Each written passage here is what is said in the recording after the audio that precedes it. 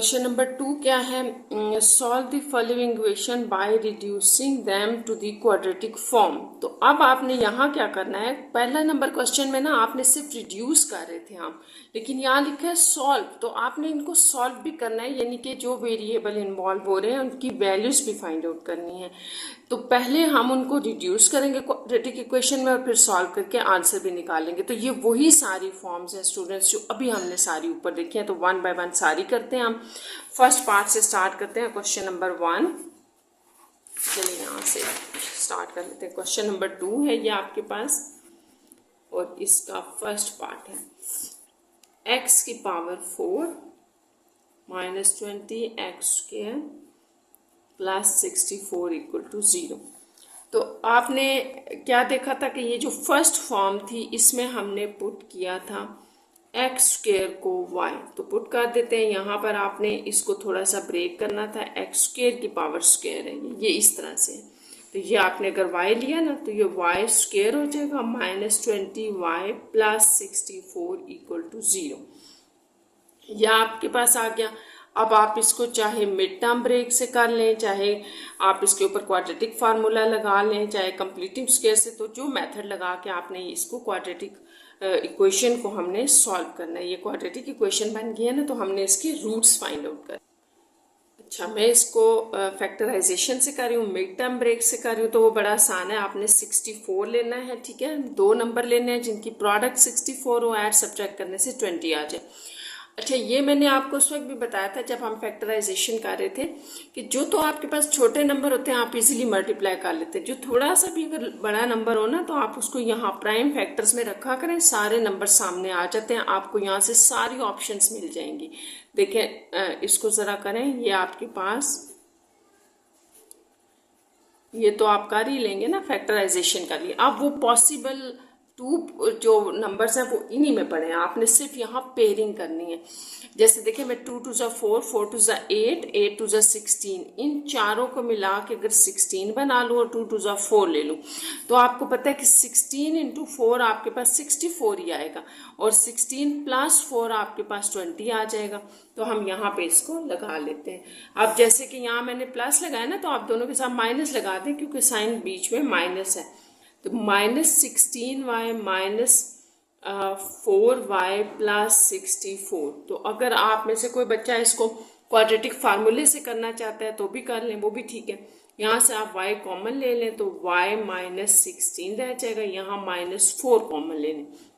ये भी मैंने आपको बताया था, याद रखना है, अगर सेकेंड नंबर के साथ यहाँ माइनस हो तो आप माइनस कॉमन ले लिया करें, इससे अंदर साइन भी चेंज हो जाएंगे। और दूसरा ये कि ये पीछे वाली आपके पास एग्जैक्ट फॉर्म बन जाएगी ये।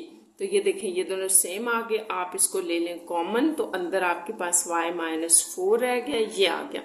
अब यहाँ से आप जो जीरो प्रोडक्ट लगाते हैं, तो जीरो प्रोडक्ट क्या होता है कि ये नंबर भी इक्वल टू 0, दो वैल्यूज की प्रोडक्ट, जीरो प्रोडक्ट प्रॉपर्टी क्या थी कि अगर दो नंबर्स की प्रोडक्ट 0 के इक्वल है तो आप इसको भी 0 के इक्वल ले लें, इसको भी 0। तो ये हमने 0 प्रोडक्ट प्रॉपर्टी पढ़ी थी, ठीक है। यहाँ से अब आप देखें y आपके पास आ गया 16, y इज इक्वल टू 4। तो आपने ये याद रखना है कि यहाँ पर आपकी बात खत्म नहीं होगी, क्योंकि आपका क्वेश्चन जो था ना, ये क्वेश्चन किस में दिया हुआ है, x में, तो आंसर भी x में आएगा, ठीक है।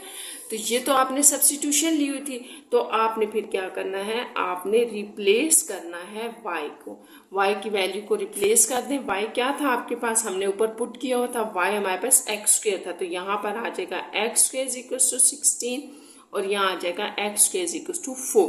तो जब आप लेंगे रूट ऑन बोथ साइड्स तो you will get plus minus u, तो ये cancel, x is equal to plus minus 4 आ जाएगा, जबकि इस तरफ x is equal to plus minus 2 आ जाएगा जब आपने दोनों तरफ रूट लिया।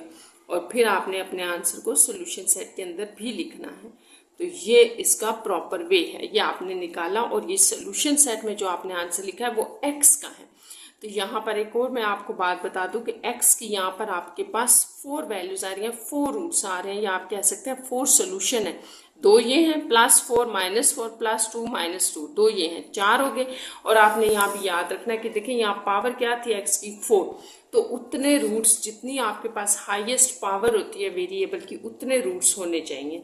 तो 4 थे, ये आपका इसका कंप्लीट सोल्यूशन होगा। इस तरह से आपने इसको करना है। चलें इसका सेकेंड पार्ट देखते हैं, उसको भी हम रिड्यूस करेंगे और फिर हमने उसको सॉल्व भी करना है। तो ये भी आपके पास वही है जो अभी भी हमने की है, फॉर्म वही फॉर्म है, ठीक है। यहाँ पर भी आप इसी तरह से पुट कर लें x² = y, तो ये आपके पास क्या आ जाएगा, जैसे मैंने आपको बताया था ना, इसको आप यूँ ब्रेक करके लिखते हैं, तो y² + 16y - 225 = 0, ये आ गया। अब यहाँ से आगे आपने फिर उसी तरह से फैक्टराइजेशन करनी है, ये जैसे भी आपको सही लगता है। आपकी इक्वेशन जो थी वो थी y² + 16y - 225 = 0। तो मैं इसको फिर फैक्टराइजेशन से ही कर रही हूँ, ठीक है। और मैंने आपको बताया था कि फैक्टराइजेशन से कर लेना ज़्यादा आसान होता है। तो फैक्टराइजेशन में हमने मिड टर्म ब्रेक करनी है। आपके पास ये एक बड़ा नंबर आ गया है, ठीक है, तो इसकी आप फैक्टराइजेशन करें ज़रा। सो ये 3 से स्टार्ट करते हैं। 3 7s are 21, 3 5s are 15, then again 3 2s are 6, 3 5s are 15, 5 5s are, then 5 1s are। तो यहाँ पर वो दो नंबर पड़े हैं जिनकी प्रोडक्ट 225 देगी और ऐड और सब्ट्रैक्ट करने से 16 आ जाएगा। तो आप ऐसे कर लें कि 5 5s are 25, इन दोनों को मिला लेते हैं, ये 9। तो देखिए 25 9 225 तो देगा, लेकिन 25 में से अगर आप 9 माइनस करते तो 16 आ जाएगा। तो आप इसको यूँ कर सकते हैं, ये 225 आ गया, 25 इसको आप प्लस का रख लें, -9 करें तो ये +16 आ गया। तो ये आप इसको ब्रेक कर लें। यहाँ पर आपके पास आ जाएगा +25y - 9y। अच्छा, यहाँ मैं आपको एक बात बता दूँ, देखें कि आपके पास यहाँ पर साइन क्या है, प्लस है ना, तो आपने बड़ी वैल्यू के साथ प्लस रखना है ताकि माइनस करने से फिर वो +16 आ जाए आंसर। अब आप यहाँ से y कॉमन ले लें, y +25 हो जाएगा। यहाँ से आपके पास देखें, यहाँ भी माइनस, यहाँ भी, तो आप -9 जब कॉमन लेंगे तो आपके पास क्या आ जाएगा, 9 प्लस और 9 25 ये होता है आपके पास 225, ठीक है। ये यहाँ से भी पता चल सकता है। अभी हमने देखा था कि अगर 25 को 9 से मल्टीप्लाई करें तो 225 होता है। तो जब आपने 9 कॉमन ले लिया तो अंदर 25, ये दोनों सेम कॉमन ले लें। अब आपने क्या करना है कि यहाँ से हमने ज़ीरो प्रोडक्ट प्रॉपर्टी लगा ली ऐसे। तो फिर हमारे पास y क्या आ गया, -25, और यहाँ y आ गया 9। अब रिप्लेस कर दें वैल्यू ऑफ y, जो कि हमारे पास क्या थी, x²। तो यहाँ पे क्या आ जाएगा, x² = -25 और x² = 9। तो taking root on both sides you will get x ± ऐसे, ठीक है। और यहाँ x ± 3। तो इसको जो है ना वो आप आयोटा की फॉर्म में भी लिख सकते हैं, या आप इसको √25 भी लिख सकते हैं। तो इसको आयोटा तो आपको पता ही है कैसे करते हैं, 25 जैसे यूँ है ना, -25। तो यहाँ पर आप -1 को अलग कर दें, 25 को अलग कर दें, -1 रूट अलग कर दें, और ये अब ये तो अपना रूट सॉल्व करके 5 आ जाएगा, और इसको हम आयोटा कहते हैं। तो ये आपके पास आ जाएगा 5 आयोटा, और यहाँ पे आपके पास ±3। तो आपका जो सोल्यूशन सेट है या x की वैल्यूज हैं वो ±5 आयोटा और ±3। तो ये इसका रिजल्ट होगा।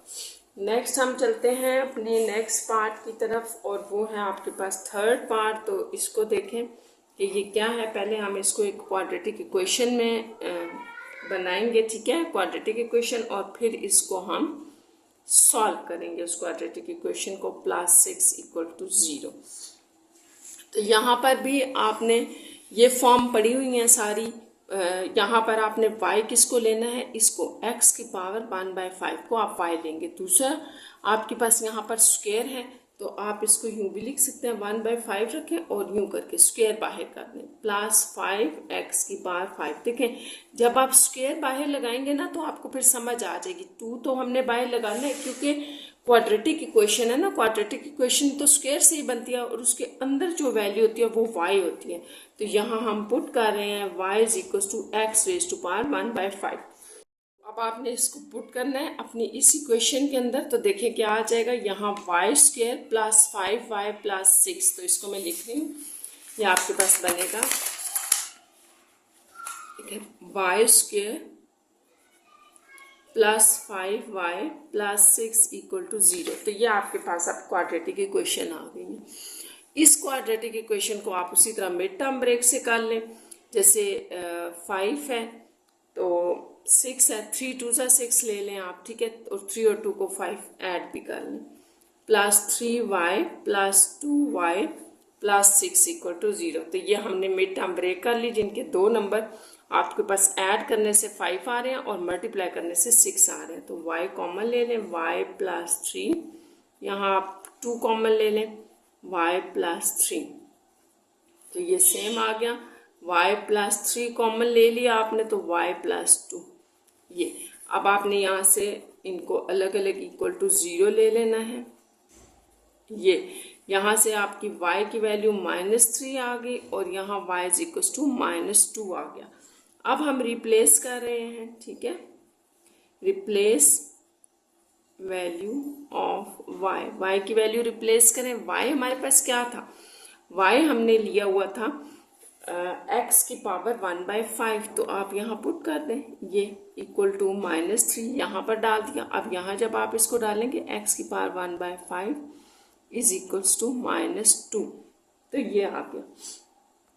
अब बड़ा आसान है, हमने फाइंड आउट क्या करना है, हमने फाइंड आउट करना है स्टूडेंट्स वैल्यू ऑफ x निकालना है। तो x के ऊपर 1/5 एक्स्ट्रा है, तो आप दोनों तरफ जो है वो पावर 5 ले लें। यहाँ पर दोनों तरफ पावर 5 लेने से क्या आएगा, देखें, 1/5 taking power 5 on both sides, ठीक है।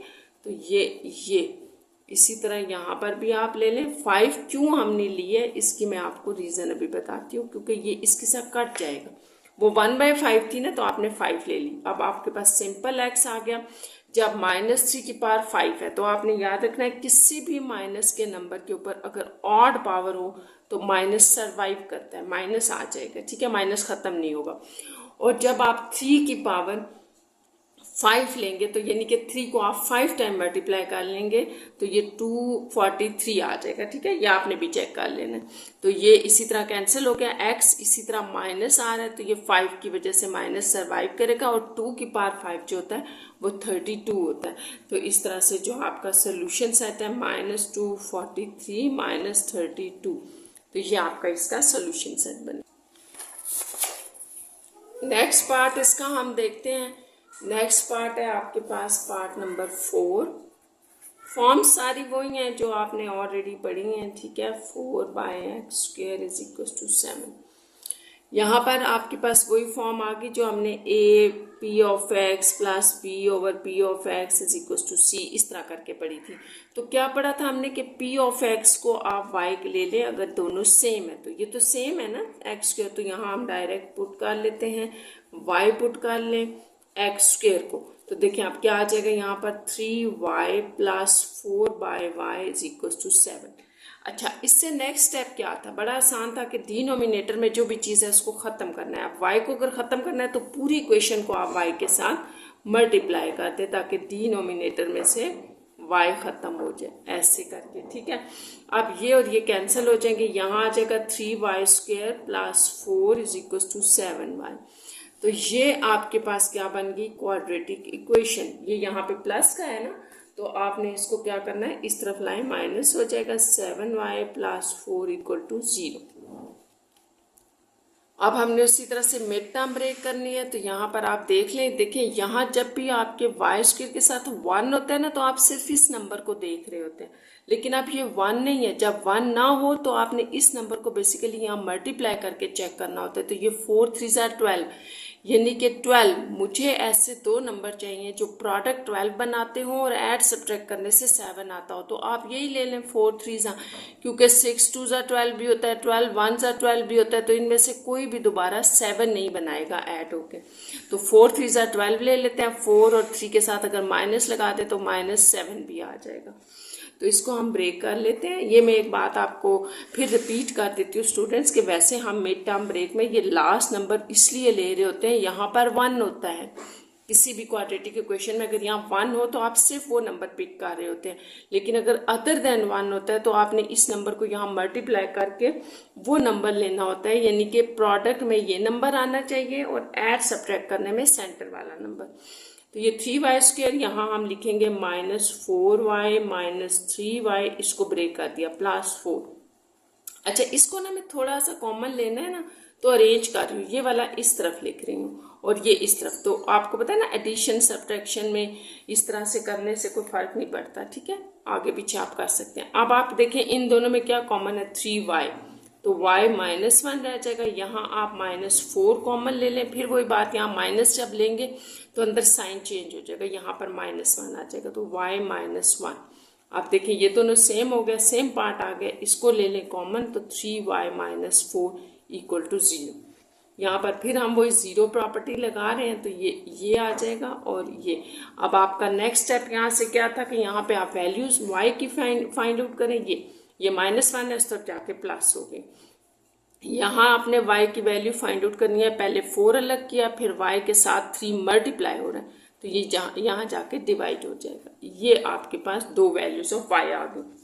लेकिन हमारे पास तो गिवन क्वेश्चन जो है वो x में है, तो फिर आपने यहाँ पे रिप्लेस करनी है वैल्यू, ठीक है। रिप्लेस करें, y को हमने क्या पुट किया था, x², ठीक है, ये आपने देख लेना है, ये आ गया। और यहाँ पर भी हमारे पास x² = 4/3 आ जाएगा। फिर आप क्या करते हैं, taking square root on both side, ठीक है, ये लेंगे तो यहाँ पे आपके पास x = ±1 आ जाएगा, जबकि यहाँ पर ये आपके पास आ जाएगा x = ±4/3। तो इसको आप यूँ भी लिख सकते हैं 2/√3, क्योंकि 4 ने अपना रूट सॉल्व कर दिया। तो ये जो आपके पास फिर फर्दर सोल्यूशन सेट स्टूडेंट्स बनेगा वो होगा +-1 ±2/√3। तो ये इस तरह से ये आपका क्वेश्चन कंप्लीट होगा, क्वेश्चन नंबर 2 का 4 पार्ट। नेक्स्ट चलते हैं, नेक्स्ट हमारे पास 5 पार्ट है। तो ये भी इसी जो है वो फॉर्म से रिलेटेड है जो हमने अभी अभी की है। मैं फिर आपको बता देती हूँ क्या फॉर्म थी हमारे पास, थी AP(x) + B/P(x) = C। तो इसको आपने क्या लेना है, y लेना है। देखिए अब ये सेम है ना, तो बस आप y ले लें पुट। जहाँ सेम नहीं आती ना वहाँ थोड़ा सा आपको सोचना पड़ेगा कि क्या करना है। तो यहाँ करें 5y + 3/5 + 8, सॉरी इक्वल है यहाँ पे, ये ठीक कर लें। अच्छा, अब हमने वही करना है कि डिनोमिनेटर से y ख़त्म करना है, तो आप सारी इक्वेशन को y से मल्टीप्लाई कर दें।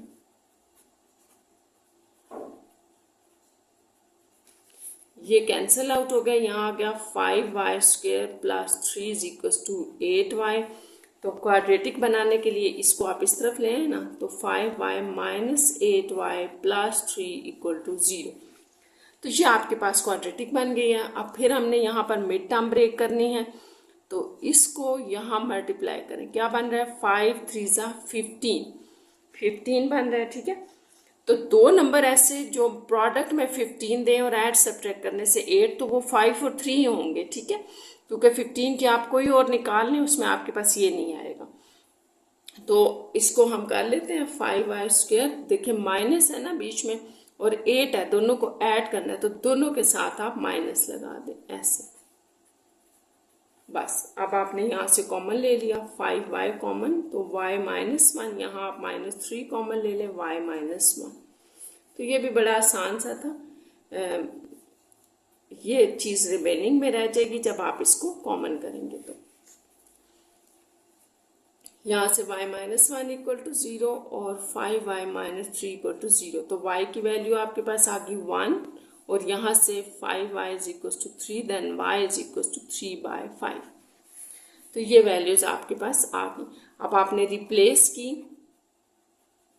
की वैल्यू ऑफ y, तो y हमने क्या लिया था, x + 1 = 1, ठीक है, और यहाँ पे भी x + 1 = 3/5।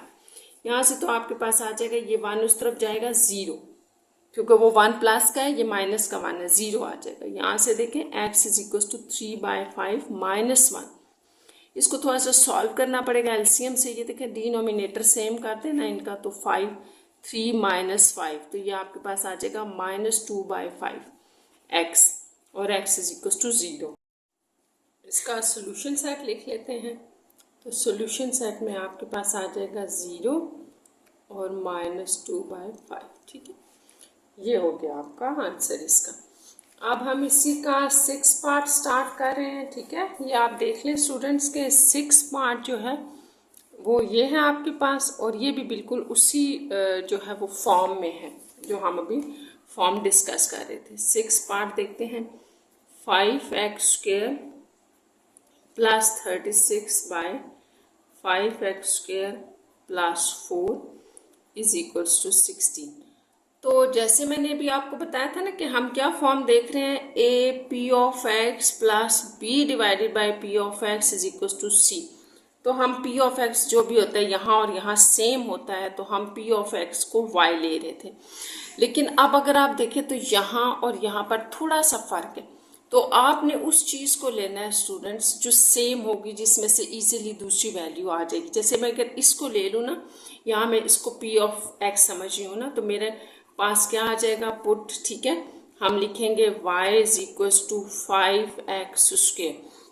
तो इसमें से ये वैल्यू आसानी से बन जाएगी, आप इसको y प्लस 4 लिख लेंगे। ठीक है, तो आपके पास ये जो गिवन इक्वेशन है, ये सब्स्टिट्यूशन के बाद क्या आ जाएगी, y, इसको आपने y लिखा, plus 36 divided by y plus 4, ये y plus 4 is equals to 16। अब मैंने जैसे आपको बताया था कि जब भी डिनोमिनेटर में आपके पास जो वैल्यू आ रही होगी उसको आपने ख़त्म करना है। तो y प्लस 4 पूरा ख़त्म करना है ना हमने, तो पूरी इक्वेशन को आप y प्लस 4 से मल्टीप्लाई कर दें। इस y को देखें हम मल्टीप्लाई कर रहे हैं y प्लस 4 से, ये 36 भी मल्टीप्लाई हो गया y प्लस 4 से, और इसके डिनोमिनेटर में भी y प्लस 4 है, is equals to 16 into y plus 4। अब यहाँ ये पूरी वैल्यू इससे कैंसिल होगी, और इसको हमने डिनोमिनेटर इसका ख़त्म करने के लिए यूँ किया था। ठीक है, अब इसको आप अंदर मल्टीप्लाई कर दें तो y² प्लस 4y, यहाँ पर आपके पास 36 बच गया, और यहाँ पर आप इसको अंदर मल्टीप्लाई करें तो 16y प्लस 64, 16 इंटू 4 जो है वो 64 आ जाएगा। तो ये आ गया। अब यहाँ से हम इसको अरेंज कर लेते हैं ताकि हमारी जो है वो क्वाड्रेटिक इक्वेशन बन जाए। तो देखिए ये दोनों इधर प्लस के हैं, तो इस तरफ इक्वल के आके ये माइनस के हो जाएंगे, इक्वल टू 0। ये आ गया। अब इसको सिंप्लीफाई करें, ये भी y का है, ये भी, तो minus plus 4y minus 16y है आपके पास। ठीक है, आपने इसका ख्याल रखना है। तो ये है प्लस 4y, तो क्या रह जाएगा आपके पास, माइनस 12y। माइनस क्या रह जाएगा क्योंकि बड़े का साइन माइनस है, तो यहाँ पे आपके पास -12y, और कॉन्स्टेंट्स जो है वो -64 और 36 प्लस का है। तो ये आपके पास कितना, 28, -28। ये यहाँ तक हो गया। अब आपके पास ये क्वाड्रेटिक इक्वेशन आ गई है। तो क्वाड्रेटिक इक्वेशन को हमने कैसे सॉल्व करना है, और इसमें से क्या करना है, y की वैल्यू फाइंड आउट करनी है, और साथ में हमने करना है कि हमारे पास जो है वो मिड टर्म ब्रेक से इसको कर लेते हैं ताकि y की वैल्यू। अच्छा, अब अगर हम इसको मिड टर्म ब्रेक से करेंगे ना, तो जैसे मैंने आपको बताया था ना कि अगर आपको नंबर समझ नहीं आ रहे होते तो आप इसकी फैक्टराइजेशन कर लिया करें। देखिए अब यहाँ 1 है तो हम सिर्फ ये वाला नंबर पिक करेंगे, 28। देखिए यहाँ 28 के आप प्राइम फैक्टर्स लें ज़रा, 2 1s are 2 4s are 8, 2 7s are then 7। तो इनके अंदर ही वो पेयर पड़ा हुआ है जिनकी प्रोडक्ट से 28 आ जाएगा, ऐड सब्ट्रैक्ट करने से 12 आ जाएगा। तो बड़ा आसान है, 7 2s are 14, 2 ले लूँ मैं अगर, तो 14 और 2 की प्रोडक्ट 28 होती है, और 14 में से 2 माइनस करने से हमारे पास 12 आ जाएगा। अगर हम यहाँ माइनस और यहाँ प्लस लगा देंगे तो बड़ा आसान हो गया। आप अपने इस मिड टर्म को ब्रेक कर रहे हैं -14y प्लस 2y में। ठीक है, तो ये मैंने आपको बताया था कि जब आप फैक्टराइजेशन करते हैं ना, तो नंबर अगर आपको नहीं समझ आ रहा होता तो थोड़ी सी प्राइम फैक्टराइजेशन कर लिया करें, उसमें वो आ जाता है नंबर। ठीक है, यहाँ से आप बड़ा आसान है, y कॉमन ले लें तो y -14, यहाँ +2, कॉमन ले लें तो y माइनस 14 रह जाएगा, ये आ गया आपके पास। ठीक है, अब यहाँ से आपके पास y माइनस 14 चला गया कॉमन, तो बाकी y प्लस 2 इक्वल टू 0। यहाँ से हम लगा रहे हैं ज़ीरो प्रोडक्ट प्रॉपर्टी, जिसमें दोनों इंडिविजुअली ज़ीरो के इक्वल हो जाएंगे। अब आपके ने यहाँ से फाई की वैल्यू फाइंड आउट करनी है, तो इस तरफ ये माइनस 14 है, इक्वल के दूसरी तरफ ले जाए प्लस 14 हो जाएगा, और यहाँ से ये प्लस 2 हटा दें, ये प्लस 2 इक्वल के दूसरी तरफ जाके माइनस 2 हो जाएगा। अब आपका नेक्स्ट स्टेप होता है रिप्लेस करने का, तो आप वैल्यू y की रिप्लेस करते हैं, तो y हमने क्या लिया था, हमारे पास था 5x², तो ये आपने याद रखना है, और इधर भी आ जाएगा 5x² इक्वल्स टू माइनस 2। तो अब इससे आगे हम कर लेते हैं इसको सॉल्व। तो ये मैं अगेन लिख देती हूँ, हमारे पास आ रहा था 5x² इक्वल्स टू 14 था, ठीक है, और 5x² इक्वल्स टू माइनस 2। तो यहाँ से स्टूडेंट्स आपका क्या काम स्टार्ट होता है कि आपने x की वैल्यू फाइंड आउट करनी है। तो x को अकेला करें, x² है ना, तो आप डिवाइडेड बाय 5 कर दे बोथ साइड, या कहीं यहाँ 5 मल्टीप्लाई हो रहा है तो उस तरफ जाके डिवाइड हो जाएगा, तो 14 divided by 5। Taking root square root on both sides you will get plus minus 14 by 5, और यहाँ से आपके पास x² आ जाएगा माइनस 2 बाय 5, 5 यहाँ मल्टीप्लाई हो रहा था उस तरफ जाके डिवाइड हो गया, और taking square root on both sides you will get x is equal to plus minus minus 2 over 5। तो ये आपके पास आ गया। ठीक है, अब हम ये कौन सा पार्ट कर रहे थे, ये पार्ट था आपके पास पार्ट नंबर 6।